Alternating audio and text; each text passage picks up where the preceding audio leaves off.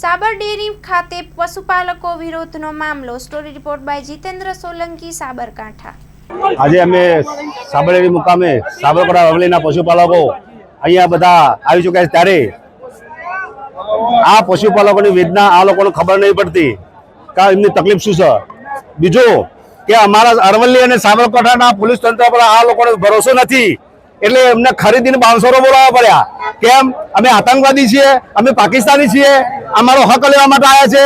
ખરેખર અમે આ રોડ બ્લોક કરવાની અમારી જરૂરિયાત એટલી પડી કે દૂધ મંડળની ગોડાઉનમાં કેટલી જગ્યા છે, તો અમારા માટે બેસવાની જગ્યા નથી. તો અગાઉ જે પીસી કરેલી કે 22-23 નો અમે 934 પ્રમાણે 648 કરોડ ચૂકવ્યા અને 23-24 માં 990 પ્રમાણે અમે 602 કરોડ ચૂક્યા. અને એમડી સાહેબ રજૂઆત કરે છે કે આ વખતે 960 રૂપિયા ચૂક્યા છે, ગોળ ચૂક્યા છે. કેટલા ટકા ચૂક્યા છે, કેટલા રૂપિયા ચૂક્યા છે એ ખબર નહીં. આ લોકોએ પીસીમાં જાહેરાત કરી 500 કરોડની અમે પશુપાલકોને સહાય આપી છે અને ડિટેલ ભાવ અમે ચૂકવી રહ્યા. ત્યારે આ લોકો ગોળ ફેરી અને અમારા સાબરકાંઠા અરવલ્લીના પશુપાલકોને ગુમરાહ કરી રહ્યા છે. તો આપ સાહેબશ્રીને વિનંતી કે અમારા થકી તમે ઉપર જણાવજો કે અમારા પશુપાલકોની વેદના શું છે. આજે ખરેખર અમે આત્મહત્યા કરીએ તો પણ અમારું મોત ના હોય એવી અમારી પરિસ્થિતિ થઈ છે. એટલે તમે વિચાર કરો કે આ 500 બોલાવીને હું અમારા પશુપાલકોને મારવાના ધંધા કરે. તમે આ પોલીસ તંત્ર બિચારું શું કરે? પોલીસ તંત્ર ખડે પગે ઉભું છે. પોલીસ તંત્ર અંગાથી અમારે કોઈ દુશ્મની નથી, પણ આ લોકોનો પોલીસ તંત્ર પર ભરોસો નથી. એટલા માટે આ 500 બોલાવવા પડ્યા છે, એ રૂપિયા ખર્ચ્યા છે અને પાણી મારો કરવા માટે 2 ગાડીઓ બોલાવી છે. આ ખર્ચા પાડ્યા વગર તમે પશુપાલકોની મદદ કરો સાહેબ.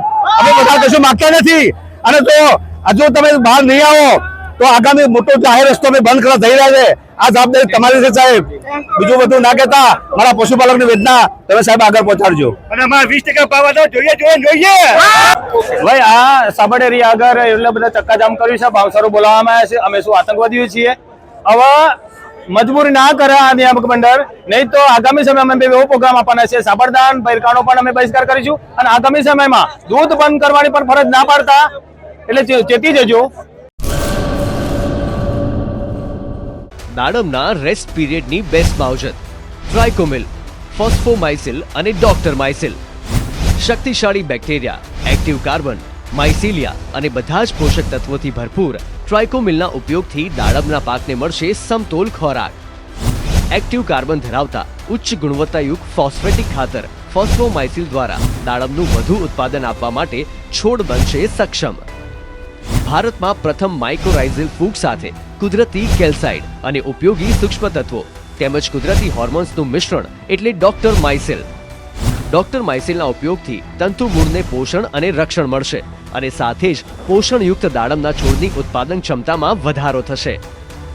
દાડમની ખેતીને બનાવો દમદાર, રેસ્ટ પીરિયડમાં પોષણ આપો જોરદાર. 2 દાયકાથી ખેડૂતોના વિશ્વાસનું પ્રતીક. Agri Mycil bioscience private limited.